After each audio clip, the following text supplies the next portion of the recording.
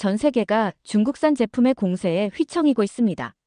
압도적인 저가 전략과 물량 공세로 각국의 시장을 잠식하며 기존의 강자들마저 흔들리고 있는 상황이죠. 한국도 예외는 아니었습니다.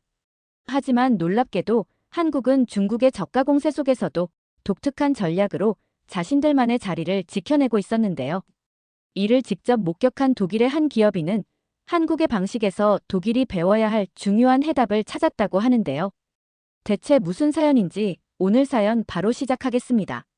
안녕하세요. 저는 베냐민입니다. 독일 남서부에 본사를 둔 무역회사에서 수석 부사장으로 일하고 있습니다. 제 업무는 단순히 상품을 팔고 거래를 성사시키는 것을 넘어 독일 제품의 입지를 글로벌 시장에서 강화하고 새로운 전략을 모색하는 것입니다. 독일은 오랫동안 메이드 인 저머니라는 이름 아래 세계에서 가장 신뢰받는 제품을 만들어 왔습니다. 기술력과 품질, 그리고 이를 가능케 하는 정밀한 제조업이 우리의 자부심이었죠. 그러나 최근 몇 년 사이 상황이 완전히 달라졌습니다. 중국산 제품의 저가 공세가 전 세계 시장을 잠식하면서 독일 브랜드의 정체성이 흔들리고 있습니다. 저희 회사도 예외는 아니었습니다. 한때 유럽 전역과 북미, 아시아까지 독일 제품을 유통하며 매년 두 자릿수 성장을 기록했던 회사였지만 이제는 고객들을 설득하기가 점점 어려워졌습니다. 베냐민, 당신들이 팔고 있는 이 부품은 너무 비싸요. 중국산은 절반도 안 되는 가격이거든요. 라는 말이 제게 낯설지 않게 들려왔습니다. 특히 아시아 시장은 우리의 가장 큰 고민거리였습니다. 아시아 지역에서 유통하던 독일 제품은 중국산에 비해 경쟁력을 점차 잃어갔고 그 결과 거래처 이탈이 잇따랐습니다. 최근 한국의 한 대형 유통 파트너사마저 중국산 제품으로 라인업을 교체하면서 회사는 다시 한번 큰 충격을 받았습니다. 그때 본사에서 특별한 지시가 내려왔습니다. 한국 출장을 통해 그들이 중국의 저가 공세 속에서도 기술력과 신뢰를 기반으로 시장을 유지하고 있는 비결을 분석하라는 임무였습니다. 한국은 중국과 가까운 위치에 있으면서도 기술력과 혁신으로 고유한 시장을 구축한 곳이다. 우리는 거기서 배워야 한다. 상사의 말이 머릿속을 맴돌았습니다. 솔직히 저는 회의적이었습니다. 한국이 뭐 얼마나 다를까? 라는 생각을 떨칠 수 없었거든요. 독일조차 중국의 공세를 막지 못했는데 한국이라고 다를까 싶었습니다. 출장을 준비하면서 한국 시장에 대해 읽어보니 상황은 그리 희망적이지 않았습니다. 중국산 제품이 한국 시장에서도 점유율을 확장하고 있다는 소식이 많았거든요. 인천공항에 내리자마자 저는 약간의 충격을 받았습니다. 공항부터 모든 것이 너무 깨끗하고 질서정연했어요. 이건 독일 공항과 비교해도 손색이 없네라는 생각이 들더군요. 그리고 무엇보다 빠르고 효율적이었습니다. 입국 심사부터 수화물 찾기까지 모든 과정이 놀랄 정도로 매끄러웠어요. 독일에서 출장을 자주 다니는 저로선 이런 효율성이 꽤 인상적이었습니다. 서울로 이동하며 창밖을 바라보는데 또 한 번 놀랐습니다. 고층 빌딩들이 끝없이 이어지고 있었거든요. 한때 한국은 독일에 비해 작은 나라라는 선입견을 가지고 있었지만 서울은 그런 생각을 한순간에 날려버렸습니다. 도시 전체가 에너지로 가득 찬 것처럼 보였어요. 번쩍이는 네온사인과 움직이는 사람들, 차량 행렬까지 모든 것이 빠르게 돌아가는 것 같았죠. 호텔에 짐을 풀고 로비에서 간단한 음료를 주문했는데 웨이터가 유창한 영어로 제게 말을 걸었습니다. 출장으로 오셨나요? 혹시 비즈니스 관련 도움이 필요하면 말씀하세요. 저는 순간 당황했어요. 유럽을 제외하고 이렇게 영어를 자연스럽게 쓰는 나라를 몇 번이나 가봤던가요? 영어에 능숙한 서비스와 프로페셔널한 태도에 감탄이 나왔습니다. 독일에서도 이런 수준의 서비스를 경험하기는 쉽지 않으니까요. 숙소 근처의 편의점에 들어갔는데 저를 당황하게 만든 건 중국산 제품들이었습니다. 작은 생활용품부터 간단한 전자기기까지 가격이 믿을 수 없을 정도로 저렴했어요. 독일에서 같은 제품을 사려면 두세 배는 더 내야 할 것 같은데 여기선 말 그대로 거저인 수준이었습니다. 저는 독일과 크게 다르지 않은 현실에 약간 실망했습니다. 제가 알고 있던 고품질의 한국이 아니라 중국에 잠식된 한국이라는 생각이 들었거든요. 그런데 다음날 미팅에서 한국 스타트업 관계자와의 대화가 제 생각을 조금 바꿨습니다. 독일에서는 중국 제품과 많이 경쟁하시겠네요. 한국도 비슷한 상황이지만 조금 다르긴 합니다. 저는 그 말에 고개를 갸우뚱하며 되물었습니다. 다르다고요? 한국도 중국 제품이 상당히 많은 것 같은데요. 그는 웃으며 말했습니다. 맞습니다. 저렴한 소비재는 중국산이 많습니다. 하지만 한국 소비자들은 품질에 매우 민감해서 고가 제품이나 중요한 분야에서는 여전히 한국 제품을 선호합니다. 그러면서 스마트폰, 가전제품, 그리고 자동차 같은 고가품 시장에선 중국산 제품이 거의 자리를 잡지 못하고 있다고 덧붙였습니다. 저는 약간 혼란스러웠습니다. 그래도 중국 제품의 가격 경쟁력이 워낙 강하지 않습니까? 한국은 그걸 어떻게 버티나요? 제 질문에 그는 단호하게 말했어요. 우리는 가격으로 싸우지 않습니다. 대신 기술과 신뢰로 승부하죠. 그리고 한국 정부도 국내 기업들이 살아남을 수 있도록 지원합니다. 이 대화는 저를 자극했습니다. 기술과 신뢰라니 독일이 한때 자랑하던 가치를 한국이 어떻게 구현하고 있는지 알고 싶어졌습니다. 하지만 한편으론 의문이 생기기도 했습니다. 한국의 소비자들이 정말 그렇게 품질을 중시한다면 왜 여전히 중국산 제품이 이렇게 많이 팔리는 걸까? 그날 밤 저는 스마트폰을 꺼내 한국의 소비자 리뷰를 찾아봤습니다. 특히 이커머스 플랫폼에서 판매되는 중국산 제품과 한국산 제품을 비교해보니 흥미로운 점이 있더군요. 저렴한 중국 제품도 잘 팔리긴 했지만 신뢰가 필요한 고가 제품에서는 한국 브랜드의 압도적인 우위를 볼 수 있었습니다. 고객 리뷰에서도 중국산은 가성비는 좋지만 품질이 떨어진다는 이야기가 많았어요. 그때 느꼈습니다. 한국은 겉으로 보이는 것 이상으로 독특한 균형을 가지고 있었습니다. 중국 제품의 가격 매력을 인정하면서도 중요한 제품군에서는 절대 품질을 타협하지 않는다는 점에서요.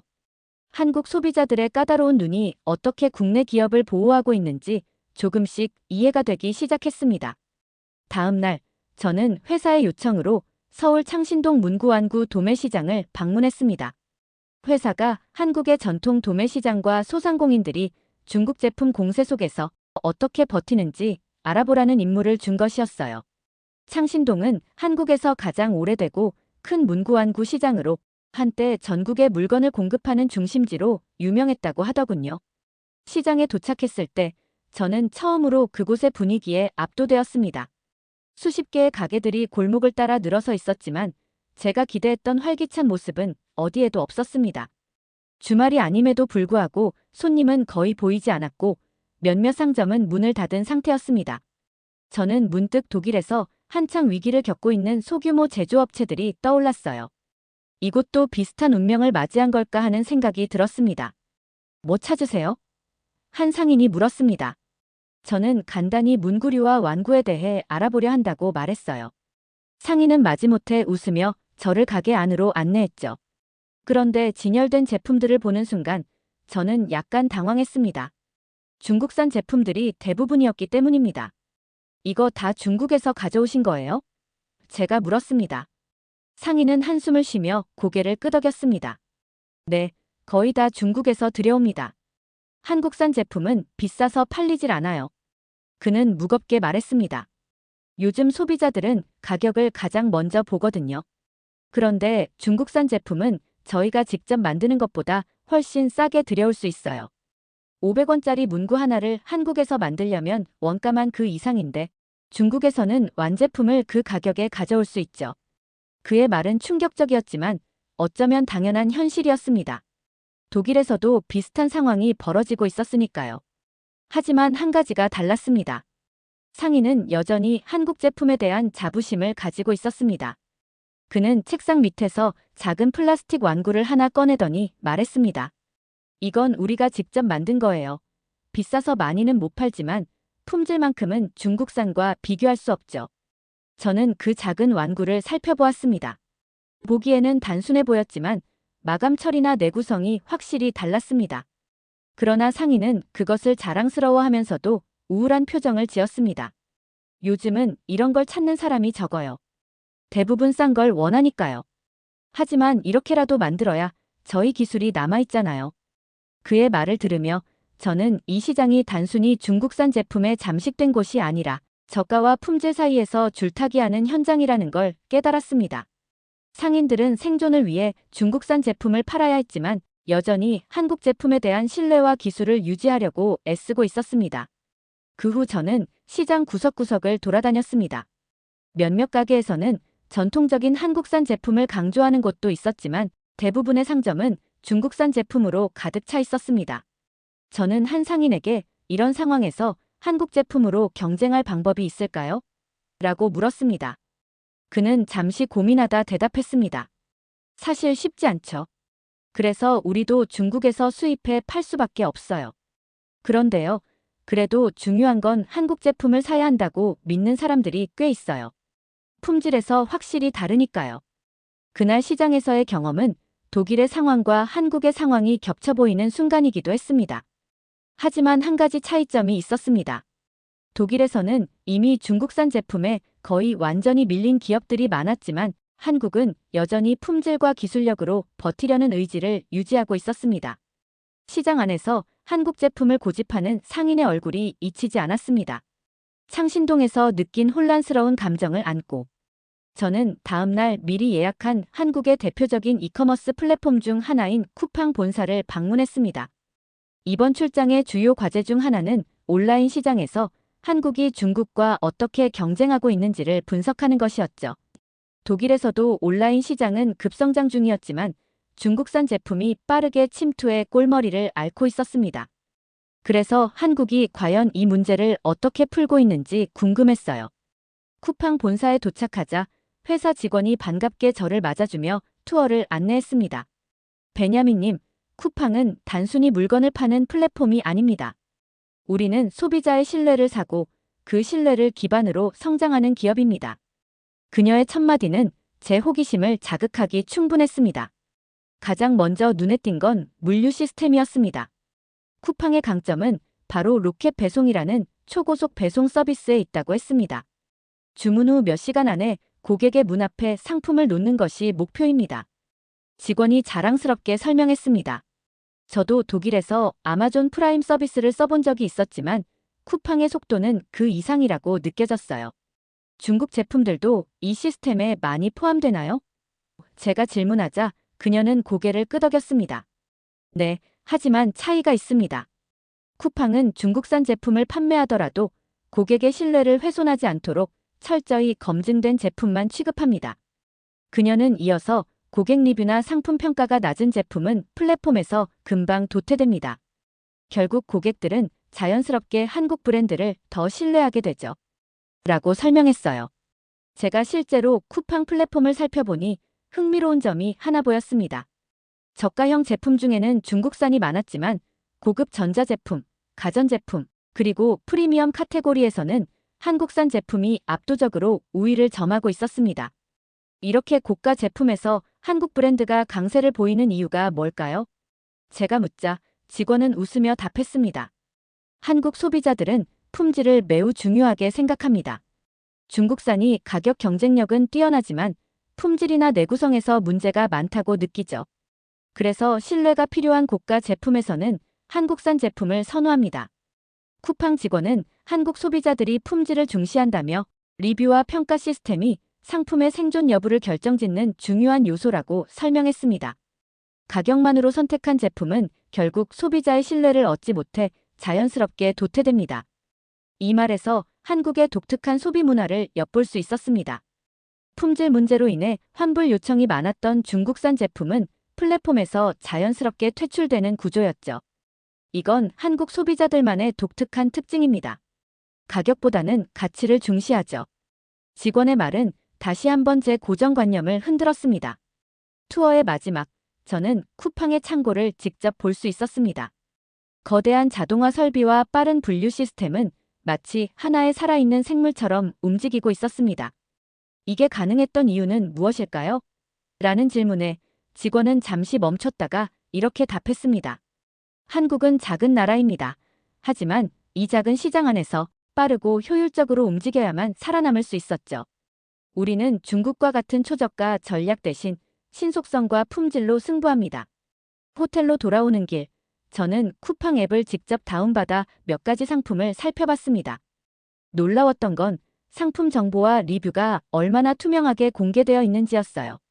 한국 소비자들은 제품에 대해 매우 솔직하게 평가했고 그 평가가 곧 상품의 생존 여부를 결정하는 중요한 요소가 된다는 것을 느낄 수 있었습니다. 한국에서의 5번째 일정은 배터리 제조 공장과 반도체 연구소를 방문하는 날이었습니다. 저희 회사는 독일산 산업기계를 아시아 시장에 수출하는 비즈니스를 하고 있었는데 최근 몇 년간 배터리와 반도체 산업에서 중국이 독일 기업을 위협하는 사례가 늘어나면서 이런 기술 분야에 대한 이해가 더욱 절실해졌습니다. 특히 한국은 세계 최고 수준의 배터리와 반도체 기술로 중국과 직접 경쟁하는 나라였기에 이번 방문은 중요한 학습 기회였죠. 첫 방문지는 배터리 제조 공장이었습니다. 공장에 도착하자마자 깔끔하게 정리된 작업 환경과 자동화된 설비가 눈길을 끌었습니다. 공장 관계자는 저를 환영하며 한국 배터리 산업이 어떻게 발전해왔는지 설명하기 시작했습니다. 우리는 단순히 생산량만 늘리는 것이 아니라 안전성과 효율성을 극대화하는 데 중점을 두고 있습니다. 그가 꺼내든 배터리 샘플은 3원계 리튬 배터리로 전기차와 에너지 저장 장치에 사용되는 고성능 배터리였습니다. 관계자는 배터리의 안정성과 효율성에 대해 설명하며 자부심을 드러냈습니다. 한국 배터리는 안전성과 성능을 모두 고려합니다. 글로벌 시장에서도 이러한 특성 때문에 신뢰를 받고 있죠. 최근 독일에서도 전기차 배터리와 관련된 안전 문제가 몇 차례 논의되었고, 이는 소비자들에게 배터리 품질과 신뢰성의 중요성을 다시 상기시키는 계기가 되었습니다. 저는 그 문제를 떠올리며 질문했습니다. 중국은 빠르게 기술을 따라잡고 있지만 여전히 품질 문제가 잦은 것 같습니다. 한국은 이 부분에서 어떻게 차별화하고 있습니까? 공장 관계자는 미소를 지으며 답했습니다. 중국은 저렴한 배터리를 대량으로 생산하지만 안전성과 품질이 충분히 검증되지 않은 경우가 많습니다. 우리는 다릅니다. 한국 배터리는 신뢰를 기반으로 만들어집니다. 테슬라 같은 글로벌 기업이 우리 배터리를 사용하는 이유도 바로 이 점이죠. 그의 설명은 설득력이 있었습니다. 한국의 배터리는 단순히 기술력이 뛰어난 것뿐만 아니라 소비자 신뢰와 글로벌 기준을 충족하는 제품이었습니다. 투어가 끝난 후 담당자가 농담처럼 한마디 했습니다. 우리가 반도체와 배터리로 세계 시장을 잡고 있기 때문에 중국도 한국 시장에 그렇게 집착하는 걸지도 모릅니다. 어쩌면 그들이 한국을 따라잡는 것보다 한국 제품을 사용하는 게 더 빠를 거예요. 저는 웃으며 그의 말에 동의했습니다. 이곳에서 본 모든 것은 한국이 단순히 중국과 경쟁하는 것이 아니라 앞서 나가고 있다는 증거였습니다. 그날 밤 호텔로 돌아와 저는 한국이 보여준 기술력과 자신감이 어떻게 가능했는지 다시 한번 떠올려 봤습니다. 배터리와 반도체 같은 첨단 산업에서 한국은 분명히 독보적인 위치를 차지하고 있었고 그들을 따라잡기 위한 중국의 노력은 아직 갈 길이 멀어 보였습니다. 이 모든 것이 제게 깊은 인상을 남겼습니다. 하지만 저는 문득 스스로에게 질문을 던지게 되었습니다. 한국이 정말 모든 분야에서 이렇게 강한가? 혹시 내가 지금 너무 이상적인 모습만 보고 있는 건 아닐까? 그 의문은 다음날 일정에서 곧바로 해소될 수 있었습니다. 첫 번째로 방문한 곳은 중소제조업체였습니다. 한국산 부품을 생산해 전자기기와 산업기계에 납품하던 이 회사는 최근 몇 년간 심각한 타격을 입었다고 했습니다. 중국산 제품은 너무 싸요. 우리는 같은 품질의 제품을 만들더라도 원가 경쟁에서 이길 수 없습니다. 공장 관계자는 한숨을 쉬며 말했습니다. 그의 말대로 공장을 둘러보니 일부 생산 라인은 멈춰 있었고 직원들도 많이 줄어든 듯 보였습니다. 결국 우리가 생산하는 제품 일부도 중국산 부품을 섞어야만 유지가 가능해요. 그렇지 않으면 고객이 등을 돌립니다. 그는 무겁게 말했죠. 한국이 고품질의 이미지를 유지하고 있지만 일부 산업은 이미 중국 제품 의존도가 높아지고 있었습니다. 또 다른 문제는 소상공인과 도매 시장에서 더 두드러졌습니다. 특히 전통적인 시장에서는 가격만으로 승부를 보는 중국산 제품이 여전히 강세를 보이고 있었습니다. 창신동에서 만났던 상인들의 고충이 떠올랐습니다. 중국 제품이 없으면 장사가 되지 않는다는 현실은 한국에서도 피해갈 수 없는 숙제였습니다. 하지만 이런 문제 속에서도 한국은 독특한 대응 전략을 가지고 있었습니다. 한국 정부와 기업들은 단순히 중국 제품을 배척하거나 규제하는 것이 아니라 국내 산업을 보호하고 성장시키는 다양한 방식을 도입하고 있었습니다. 먼저 한국 정부는 중소기업들이 경쟁력을 잃지 않도록 기술 개발, 자금 지원과 정책적 보호를 강화하고 있었습니다. 공장 관계자는 이를 긍정적으로 평가했습니다. 최근 몇 년간 정부의 지원으로 자동화 설비를 도입했습니다. 덕분에 중국산 제품과의 품질 격차를 더 벌릴 수 있었죠. 그는 공장의 한 구석에 새롭게 설치된 기계를 가리키며 말했습니다. 또한 한국 소비자들의 품질 중심 구매 성향도 국내 산업을 보호하는 역할을 하고 있었습니다. 공장의 부품을 사용하는 한 전자제품 회사의 관계자는 이렇게 말했습니다. 한국 소비자들은 싸다고 아무거나 사지 않아요. 특히 신뢰가 필요한 제품이라면 중국산 대신 한국산을 선택하는 경향이 강합니다. 이 말은 이전에 쿠팡에서 확인했던 데이터와도 일치했습니다. 한국 소비자들이 신뢰를 기반으로 한 선택을 한다는 점이 다시 한번 확인된 순간이었습니다. 한국은 또한 중국과의 기술 격차를 유지하기 위해 지속적인 투자를 아끼지 않았습니다. 반도체 연구소 관계자는 이렇게 말했습니다. 우리가 가격 경쟁에서는 불리할지 모르지만 중국은 여전히 우리가 가진 기술적 장벽을 넘지 못하고 있습니다. 그 격차를 유지하는 것이 가장 중요하죠. 그의 말은 한국의 기술 중심 전략이 단순한 생존 방식이 아니라 장기적인 비전을 가지고 있다는 것을 보여줬습니다. 그날 오후 한 상인과의 대화가 특히 기억에 남았습니다. 그는 가게에서 파는 중국산 제품을 가리키며 말했습니다.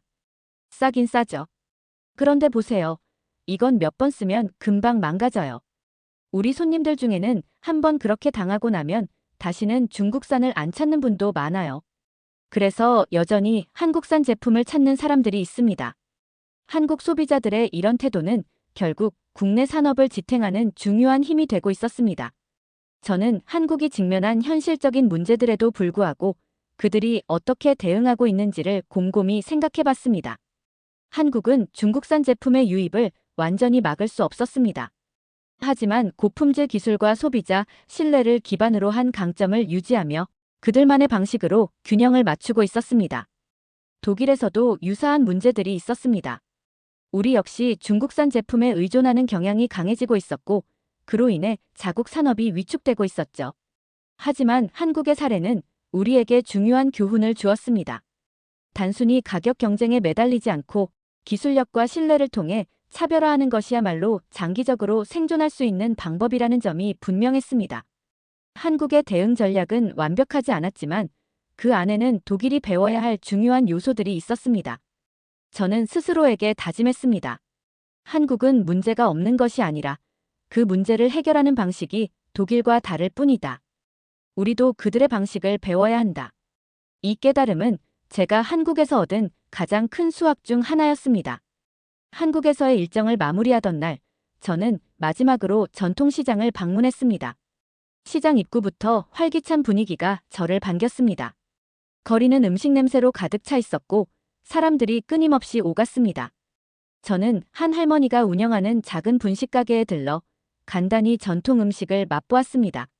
할머니는 식재료에 대해 설명하며 중국산 재료는 절대 안 써요. 손님들이 금방 알아보거든요. 한국 사람들은 먹는 건 더 신경 써요. 라고 자랑스레 말했습니다. 저는 이 대화를 통해 한국 소비자들이 먹거리에서도 신뢰와 품질을 중시한다는 점을 더욱 확신할 수 있었습니다. 저는 이때 깨달았습니다. 독일에서도 많은 소상공인들이 중국산 제품에 밀려 어려움을 겪고 있지만 가치와 정성을 전달하는 방식으로 소비자와 연결된다면 충분히 경쟁력을 유지할 수 있을 거라고 느껴졌습니다. 한국에서의 마지막 밤, 저는 호텔방 창문 너머로 펼쳐진 서울의 야경을 바라보며 지난 며칠 동안의 일정을 떠올렸습니다.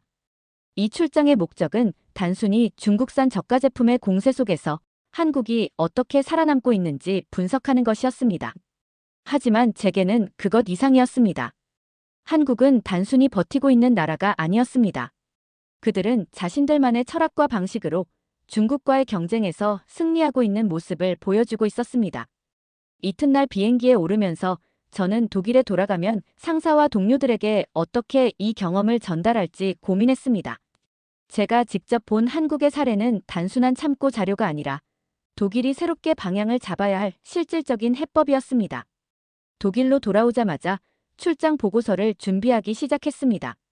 보고서의 첫 문장은 이렇게 시작되었습니다. 한국은 단순히 가격 경쟁에 끌려가는 나라가 아니다. 그들은 품질, 신뢰 그리고 독창성을 바탕으로 자신들만의 방식을 만들어가고 있다. 회의에서 저는 한국의 사례를 상세히 설명했습니다. 한국은 중국산 제품이 압도적으로 저렴하다는 사실을 인정합니다.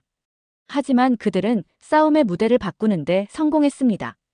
단순히 가격으로 맞서기보다는 품질과 신뢰로 승부하며 중국이 넘볼 수 없는 영역을 만들어가고 있습니다. 저는 이어서 한국에서 직접 보고 들은 사례들을 구체적으로 나열했습니다. 한국 정부는 기술 혁신과 중소기업 지원을 통해 기업들이 단순히 생존하는 수준을 넘어설 수 있도록 돕고 있습니다. 그들은 중소기업과 대기업 모두가 기술력을 강화해 시장에서 차별화되도록 지원합니다. 독일도 이런 협력 모델을 참고할 필요가 있습니다. 한국 소비자들은 단순히 가격이 저렴하다고 해서 구매하지 않습니다. 그들은 품질과 신뢰를 중시하며 특히 고가 제품에서는 절대적으로 한국산을 선호합니다. 이런 소비자들의 태도가 한국 기업들에게 품질 중심의 생태계를 유지할 수 있는 기반이 되고 있습니다. 배터리와 반도체 같은 핵심 산업에서 한국은 이미 세계적 리더입니다. 중국산 제품이 저렴한 가격으로 시장을 점령하려 해도 한국의 기술력과 안전성은 따라잡기 어렵습니다. 우리 회사도 고품질 기술을 통해 이런 차별화를 다시 만들어야 합니다. 제 보고를 듣던 직원들은 처음에는 반신반의하는 표정을 지었습니다. 특히 중국산 제품의 가격 공세를 무시할 수 있느냐는 의문이 나왔습니다. 하지만 저는 이렇게 답했습니다. 한국 기업들도 처음엔 비슷한 고민을 했습니다. 하지만 그들은 자신들만의 방식을 찾아냈습니다.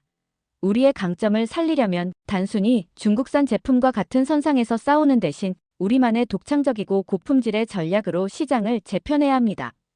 한국 기업들은 그걸 해냈고 우리도 할 수 있습니다. 회의가 끝난 후 몇몇 직원들이 다가와 질문을 했습니다. 한국에서도 중국산 제품에 의존하는 부분이 있다면서요? 그런데도 그들은 어떻게 산업 전반에서 이런 경쟁력을 유지하고 있죠? 저는 이렇게 대답했습니다. 한국은 완벽하지 않습니다. 일부 분야에서 중국산 부품이나 저가 제품에 의존하는 건 사실입니다. 하지만 그들은 중요한 시장에서는 결코 품질을 타협하지 않습니다.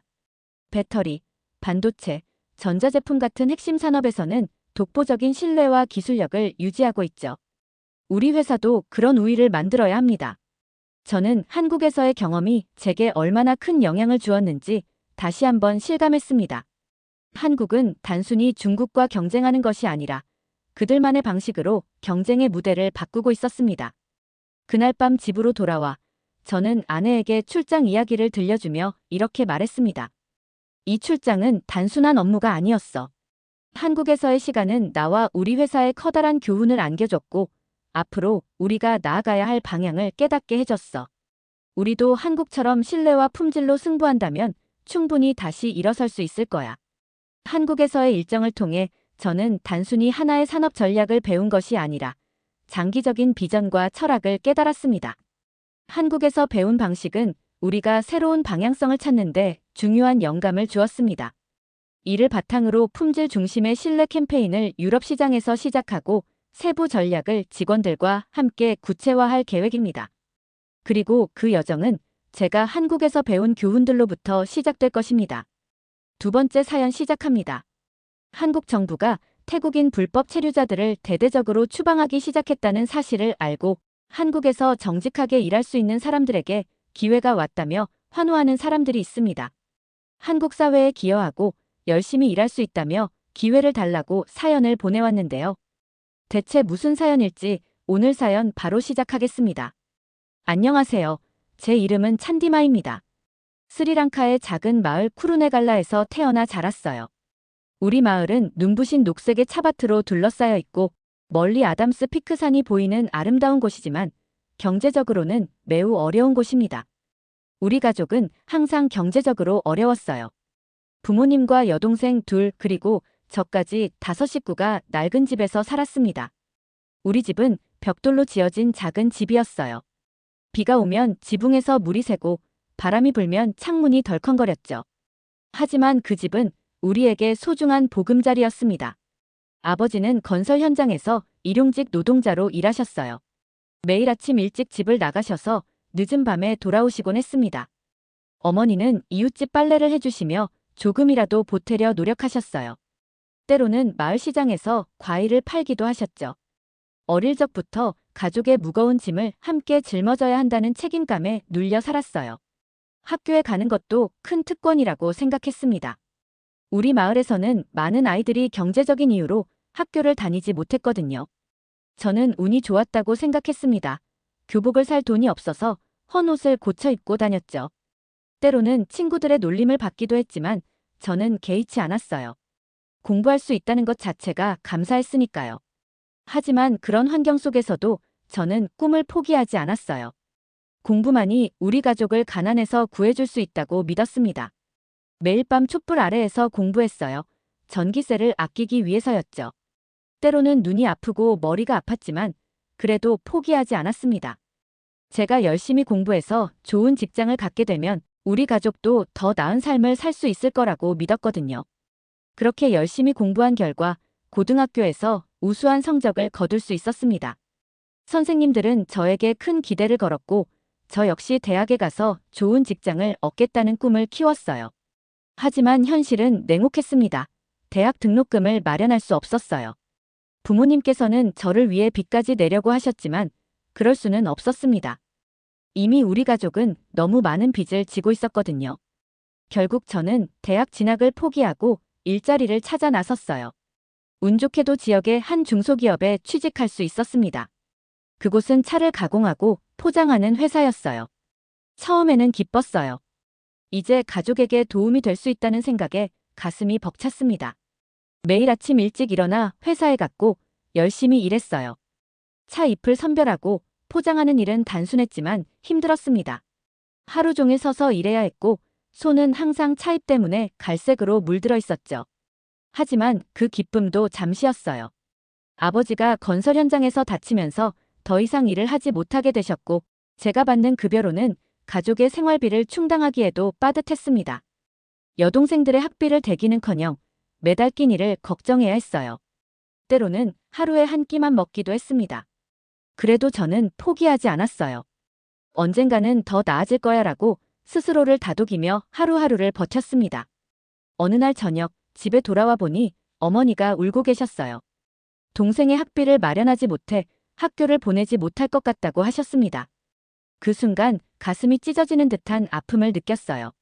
이대로는 안 돼, 뭔가 달라져야 해라고 생각했습니다. 하지만 어떻게 해야 할지 막막했어요. 스리랑카에서는 아무리 열심히 일해도 가난에서 벗어나기가 너무나 어려웠거든요. 그때 우연히 들은 이야기가 있었어요. 우리 마을에서 한국에 갔다 온 사람들의 이야기였습니다. 그들은 모두 경제적으로 성공해서 돌아왔더라고요. 큰 집을 사고 가족들에게 풍족한 생활을 제공할 수 있게 되었다고 합니다. 처음에는 반신반의했어요. 정말 그런 일이 가능할까 의심스러웠죠. 하지만 점점 더 많은 사례를 들으면서 한국에서의 기회가 진짜일지도 모른다는 생각이 들었습니다. 마을의 한 아저씨는 한국에서 3년 동안 일하고 돌아와 작은 가게를 차렸다고 해요. 다른 분은 한국에서 번 돈으로 자녀들을 모두 대학에 보냈다고 합니다. 그들의 이야기 속에는 힘든 노동과 고생도 있었지만 그만큼의 보상과 성취감도 있었어요. 무엇보다 가족들에게 더 나은 삶을 제공할 수 있다는 점이 저를 움직였습니다. 그날 밤 늦게까지 잠을 이루지 못했어요. 한국에 대해 알아보기 시작했습니다. 인터넷으로 한국의 모습을 찾아보고 한국에서 일하는 외국인들의 이야기를 읽었어요.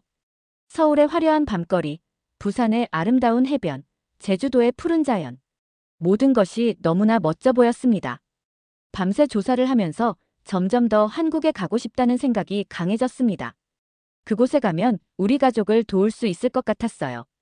동생들의 학비도 낼 수 있고 부모님께 더 나은 삶을 드릴 수 있을 것 같았습니다. 다음 날 아침 부모님께 제 결심을 말씀드렸어요. 어머니, 아버지, 제가 한국에 가서 일하고 싶습니다. 우리 가족을 위해서요. 처음에는 걱정하셨지만 제 확고한 의지를 보시고 결국 동의해 주셨습니다.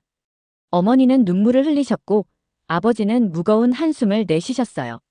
하지만 두 분 모두 제 결정을 존중해 주셨습니다. 찬디마, 내가 그렇게 결심했다면 우리는 널 믿는다 하지만 조심해야 해. 낯선 곳에서 살아가는 건 쉽지 않을 거야 라고 하셨죠. 그때부터 저의 새로운 도전이 시작되었어요.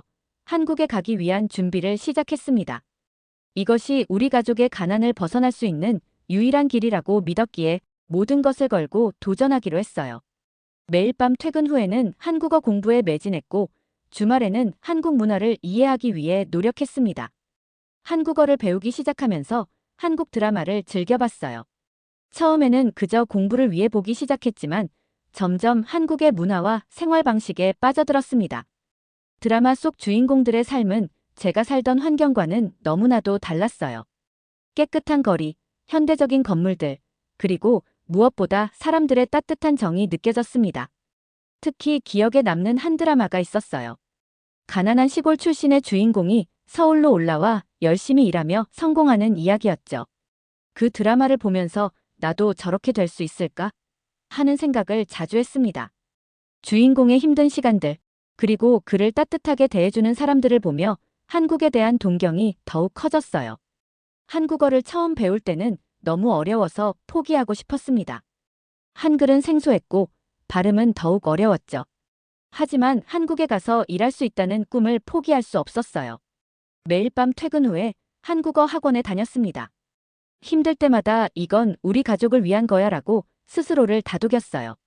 학원에서 만난 친구들도 저와 비슷한 꿈을 가지고 있었습니다. 우리는 서로 격려하며 힘든 시간을 이겨냈어요. 때로는 밤늦게까지 남아 한국어로 대화 연습을 하기도 했죠. 그 과정에서 한국 문화에 대해 더 많이 알게 되었고 한국에 대한 애정도 깊어졌습니다. 어느 날 한국에서 일하고 돌아온 이웃 아저씨를 만났습니다. 그분의 이야기를 들으며 눈이 반짝였어요. 한국 사람들은 정말 친절해, 일도 힘들지만 그만큼 보람있어. 그리고 김치. 아, 그 맛은 잊을 수가 없지라고 하셨죠. 그 말을 들으니 더욱 한국에 가고 싶어졌습니다. 아저씨의 이야기 중 특히 인상 깊었던 것은 한국 사람들의 따뜻함이었어요.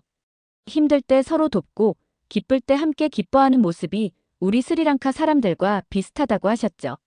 그 말을 들으니 한국이 더욱 가깝게 느껴졌습니다. 아저씨는 또 한국의 빠른 발전 속도에 대해 이야기하셨어요. 내가 처음 갔을 때와 떠날 때의 한국은 완전히 달랐어. 몇 년 만에 새로운 건물들이 생기고 길이 넓어지고 정말 놀라운 나라야. 한국 문화를 더 깊이 이해하기 위해 노력했습니다. 한국의 역사와 전통에 대해 공부하고 한국인들의 생활 방식과 사고 방식을 이해하려 노력했어요. 이 과정에서 한국과 스리랑카의 문화적 차이점과 유사점을 발견하게 되었죠. 두 나라 모두 가족을 중시하고 어른을 공경하는 문화가 있다는 점이 특히 인상 깊었습니다. 한국에 대한 동경은 단순히 경제적인 이유만은 아니었어요. 한국의 발전된 기술과 교육 시스템, 그리고 사회복지제도에 대해 알게 될수록 더욱 매력을 느꼈습니다. 언젠가 우리나라도 한국처럼 발전할 수 있을까? 하는 생각을 자주 했어요. 그리고 그 과정에 제가 조금이나마 기여할 수 있기를 희망했습니다. 특히 한국의 교육열에 깊은 인상을 받았어요. 어려운 환경 속에서도 공부를 통해 성공한 사람들의 이야기를 들을 때마다 큰 용기를 얻었습니다. 저 역시 한국에서 일하면서 배움을 게을리하지 않겠다고 다짐했어요. 한국어 실력이 늘어갈수록 한국 사람들과 직접 대화를 나눌 수 있게 되었어요. 온라인 언어 교환 프로그램을 통해 한국 친구들을 사귀었죠. 그들과 대화를 나누면서 한국의 일상생활과 문화에 대해 더 깊이 이해할 수 있었습니다. 처음에는 서툰 한국어로 대화하는 것이 부끄럽고 어색했지만 한국 친구들이 따뜻하게 격려해 주어 점점 자신감이 생겼어요. 한국어 능력 시험 당일 긴장으로 손이 떨렸지만 그동안의 노력을 믿었어요.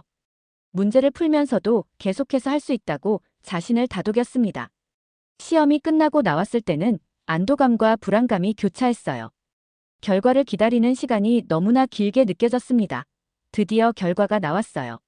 합격이었습니다. 그 순간의 기쁨은 말로 표현할 수 없었어요. 눈물이 났습니다. 이제 한 걸음 더 한국에 가까워졌다는 생각에 가슴이 벅찼어요. 곧바로 가족에게 전화를 걸어 이 기쁜 소식을 알렸죠. 부모님의 자랑스러워하는 목소리를 들으니 더욱 뿌듯했습니다. 모든 준비를 마쳤다고 생각했습니다. 한국어도 열심히 공부했고 한국어 능력 시험도 통과했어요. 이제 곧 한국행 비행기를 탈 수 있을 거라고 믿었습니다. 하지만 현실은 제 기대와는 너무나도 달랐어요. 드디어 한국 취업 신청을 하는 날이 왔습니다. 떨리는 마음으로 신청센터에 도착했어요. 긴 줄을 서서 기다린 끝에 제 차례가 되었습니다. 주변에는 저와 같은 꿈을 안고 온 많은 사람들이 있었어요. 모두들 긴장한 표정이었지만 동시에 희망에 찬 눈빛을 가지고 있었습니다. 담당자 앞에 앉아 조심스럽게 준비한 서류들을 제출했어요. 담당자는 제 서류를 꼼꼼히 살펴보더니 고개를 들었습니다. 그 순간 제 심장은 마구 뛰기 시작했습니다. 찬디마 씨, 서류는 잘 준비되었네요. 하지만 아시다시피 한국으로의 취업은 대기 기간이 꽤 길 수 있습니다. 현재 스리랑카에서 한국으로 가는 비자 발급이 매우 제한적이에요. 대기자가 많아서 정확한 기간을 말씀드리기 어렵습니다. 제 표정이 어두워지는 걸 본 담당자가 덧붙였어요. 일반적으로 1년, 때로는 그 이상 기다려야 할 수도 있어요. 한국 정부에서 정한 국가별 연간 할당량에 따라 달라지거든요. 상황이 바뀌면 바로 연락드리겠습니다. 이 말을 듣고 가슴이 무거워졌습니다.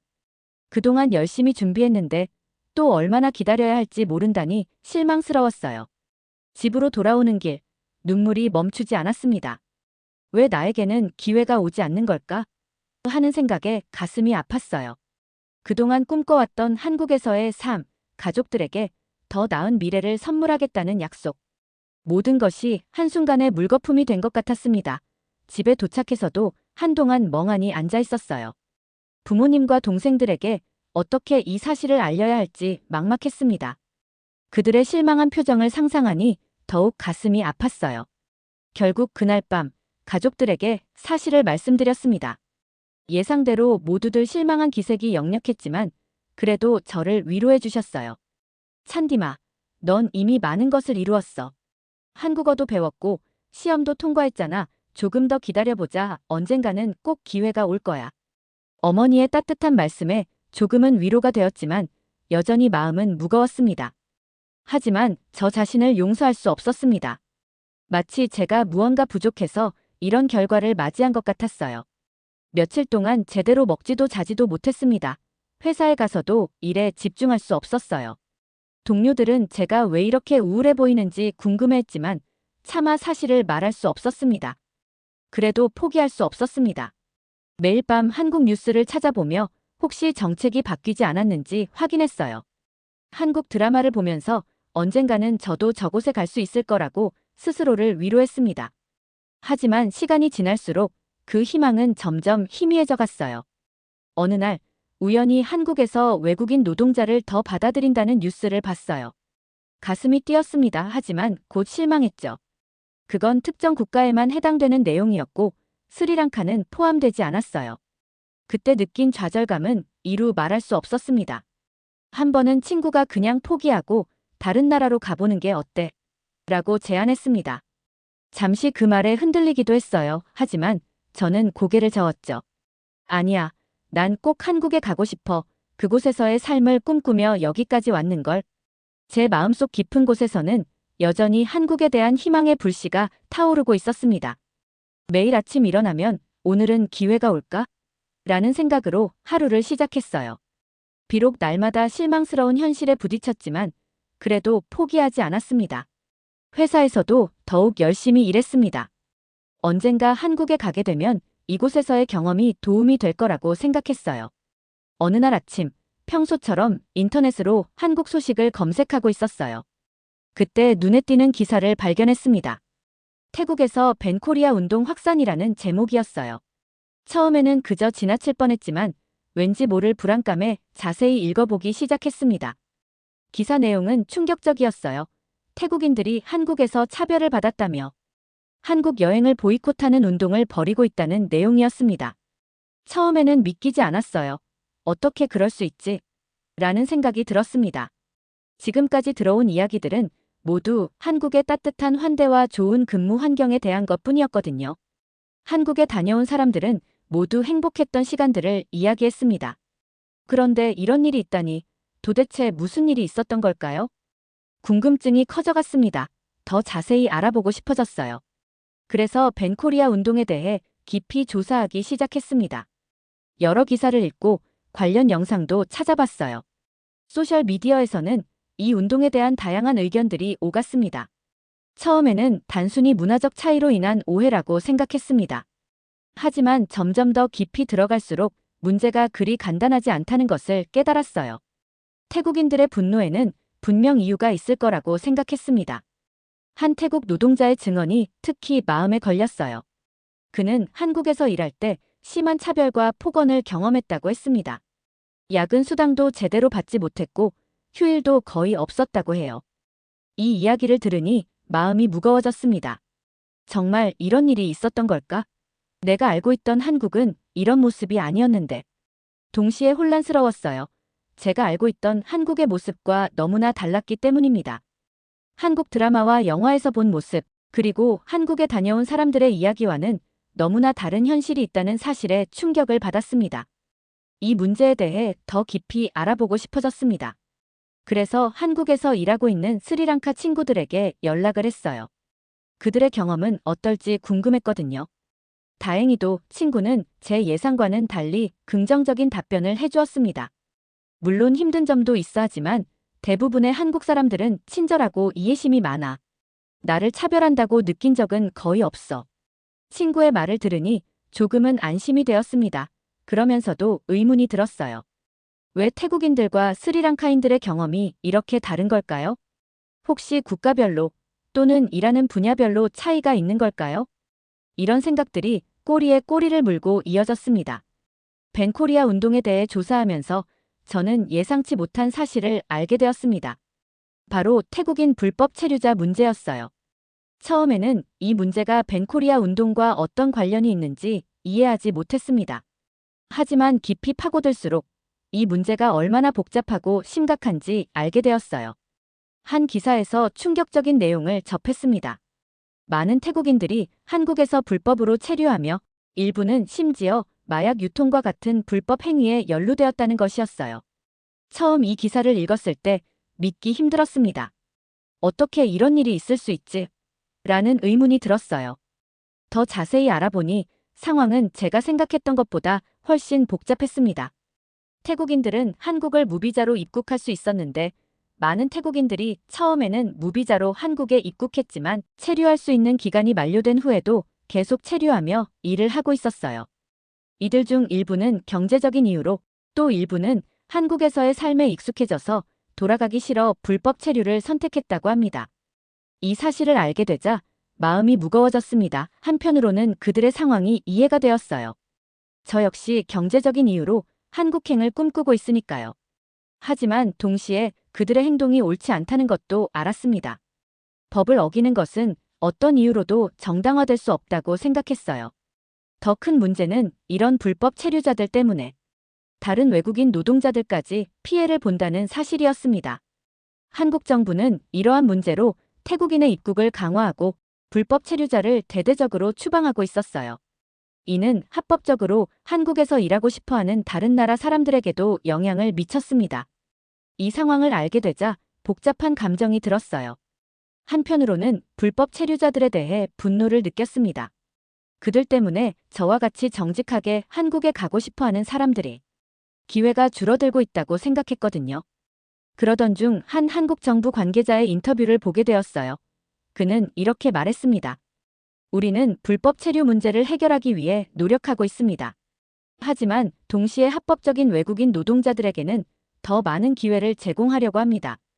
우리는 그들의 노동력이 필요하고 그들에게 공정한 대우를 해주고 싶습니다. 이 말을 듣고 조금은 안심이 되었습니다. 한국 정부가 이 문제를 심각하게 여기고 해결하려 노력하고 있다는 사실이 다행이었어요. 태국인 불법 체류자 문제에 대해 알게 된 후 저는 한동안 복잡한 감정에 휩싸여 있었습니다. 그러던 어느 날 뉴스에서 충격적인 소식을 접하게 되었어요. 한국 정부가 불법 체류자들을 대대적으로 추방하기 시작했다는 내용이었습니다. 처음에는 이 소식을 어떻게 받아들여야 할지 몰랐어요. 한편으로는 법을 어긴 사람들이 응당한 대가를 치르는 것이라고 생각했지만 다른 한편으로는 그들의 절박한 상황이 떠올라 마음이 아팠습니다. 그러나 점차 이 상황이 저와 같은 사람들에게는 새로운 기회가 될 수 있다는 생각이 들었어요. 주변의 친구들도 비슷한 생각을 하고 있었습니다. 한 친구는 이렇게 말했어요. 찬디마, 이제 우리 같은 사람들에게 기회가 올지도 몰라. 한국에서 정직하게 일할 수 있는 사람들이 필요할 거야. 이 말을 듣고 가슴이 뛰기 시작했습니다. 그동안 꺼져가던 희망의 불씨가 다시 타오르는 것 같았어요. 한국에서 불법 체류자 문제를 해결하면 저와 같이 합법적인 방법으로 한국에 가고자 하는 사람들에게 기회가 열릴 수 있을 거라는 생각이 들었습니다. 이 생각은 저를 다시 한번 분발하게 만들었어요. 한국어 공부에 더욱 매진했고 한국의 문화와 역사에 대해서도 깊이 있게 알아보기 시작했습니다. 만약 기회가 온다면 준비된 사람이 되어야 해라는 생각으로 매일 밤늦게까지 공부했어요. 그러던 중 우연히 한국에서 일하고 있는 스리랑카 친구에게서 연락이 왔습니다. 그는 최근 한국 회사들이 성실하고 열심히 일하는 외국인 노동자들을 더 찾고 있다고 했어요. 찬디마, 내가 그동안 준비해온 것들이 곧 빛을 발할 거야. 기회는 반드시 올 거라고 믿어 친구의 말에 큰 용기를 얻었습니다. 그동안의 노력이 헛되지 않을 거라는 희망이 생겼어요. 하지만 동시에 책임감도 느꼈습니다. 만약 제가 한국에 가게 된다면 불법 체류자들이 저지른 실수를 반복하지 않겠다고 다짐했어요. 한국 정부의 정책 변화도 눈여겨보기 시작했습니다. 불법 체류자 추방과 동시에 합법적인 외국인 노동자들을 위한 지원 정책도 강화되고 있다는 소식을 들었어요. 이는 저에게 큰 희망이 되었습니다. 매일 밤 잠들기 전 저는 한국에서의 미래를 그려보곤 했어요. 정직하게 일하며 돈을 모으고 가족들에게 더 나은 삶을 제공하는 모습을 상상했습니다. 때로는 한국에서 일하면서 겪을 수 있는 어려움들도 생각해 보았어요. 언어의 장벽, 문화적 차이, 향수병 등. 하지만 이런 어려움들도 극복할 수 있을 거라고 믿었습니다. 시간이 지날수록 한국에서 일할 수 있다는 희망은 더욱 커져갔어요. 이제는 단순히 갈 수 있을까? 라는 의문보다는 어떻게 하면 더 잘 준비할 수 있을까? 라는 생각이 더 많아졌습니다. 한국에서 일하고 있는 다른 나라 사람들의 경험담도 찾아 읽었습니다. 그들이 겪은 어려움과 극복 방법을 배우며 제가 한국에 가게 되었을 때 어떻게 해야 할지 구체적인 계획을 세웠어요. 이런 노력들을 하면서 저는 점점 더 자신감을 얻어갔습니다. 불법 체류자들과는 달리 저는 준비된 상태로 한국에 갈 수 있을 거라고 확신했어요. 그리고 그곳에서 성공적으로 일하고 살아갈 수 있을 거라는 믿음도 생겼습니다. 물론 아직도 불안한 마음이 완전히 사라진 것은 아닙니다. 과연 제가 한국에 갈 수 있을지, 그리고 가서 잘 적응할 수 있을지에 대한 걱정이 때때로 밀려오곤 해요. 하지만 이제는 그런 불안감보다는 희망과 기대가 더 큽니다. 매일 아침 일어나면서 저는 스스로에게 다짐합니다. 오늘도 열심히 준비하자. 기회는 반드시 올 거야. 이렇게 하루하루를 보내다 보면 언젠가는 제 꿈을 이룰 수 있을 거라고 믿습니다. 한국에서 일할 수 있는 그날이 오면 저는 준비된 모습으로 당당히 그 기회를 잡을 수 있을 거예요. 오늘도 저는 희망을 안고 눈을 떴습니다. 창밖으로 보이는 스리랑카의 아침 풍경은 여전히 가난하고 힘들어 보이지만 제 마음속에는 한국에서의 새로운 삶에 대한 기대로 가득 차 있어요. 매일 아침 일과의 시작은 한국어 공부입니다. 한국 뉴스를 듣고 드라마 대사를 따라하며 발음을 연습해요. 때로는 발음이 꼬여 실수를 하기도 하지만 그때마다 웃으며 다시 도전합니다. 실수를 두려워하지 말자. 이 모든 게 배움의 과정이야. 라고 스스로를 다독이며 계속 나아가고 있어요. 한국 요리도 배우고 있어요. 김치찌개, 불고기, 비빔밥 등을 만들어 가족들에게 대접합니다. 가족들은 처음에는 낯선 맛에 당황했지만 이제는 한국 음식을 기대하고 있어요. 어머니께서는 찬디마, 내가 만든 음식을 먹으니 내가 꿈꾸는 한국이 어떤 곳인지 조금은 알 것 같다라고 말씀하셨습니다. 그 말씀을 들으니 더욱 열심히 준비해야겠다는 생각이 들었어요. 주말에는 한국문화센터에서 자원봉사를 하고 있습니다. 그곳에서 한국에서 온 선생님들과 이야기를 나누며 한국의 실제 모습에 대해 더 자세히 알게 되었어요. 때로는 제가 생각했던 것과 다른 점들도 있었지만 그런 현실적인 모습을 아는 것도 중요하다고 생각합니다. 이렇게 하루하루를 보내다 보니 한국에 대한 제 꿈은 더욱 구체화되고 있어요. 이제는 단순히 돈을 벌러 가는 곳이 아니라 제 인생의 새로운 시작을 할 수 있는 곳으로 한국을 바라보고 있습니다. 물론 두려움이 완전히 사라진 것은 아닙니다. 외국인에 대한 차별, 언어 장벽, 문화 충격 등 예상되는 어려움들이 있어요. 하지만 이제는 그런 어려움들도 제 성장의 기회로 받아들일 준비가 되어 있습니다. 얼마 전 기쁜 소식을 들었어요. 외국인 노동자 쿼터가 늘어날 가능성이 있다는 것이었습니다. 이 소식을 듣고 저는 밤새 잠을 이루지 못했어요. 설렘과 긴장이 교차했지만 그동안의 준비를 생각하니 할 수 있다는 자신감이 들었습니다. 이제 저는 어떤 일이든 할 수 있다는 마음가짐으로 한국에서 일할 수 있는 날을 기다리고 있어요. 힘든 일이라도 주저하지 않고 열심히 일할 준비가 되어 있습니다. 이제 저는 한국행 비행기 티켓을 손에 쥐는 그날을 상상하며 하루하루를 살아갑니다. 그날이 언제가 될지는 모르지만 그날이 반드시 올 것이라 믿습니다.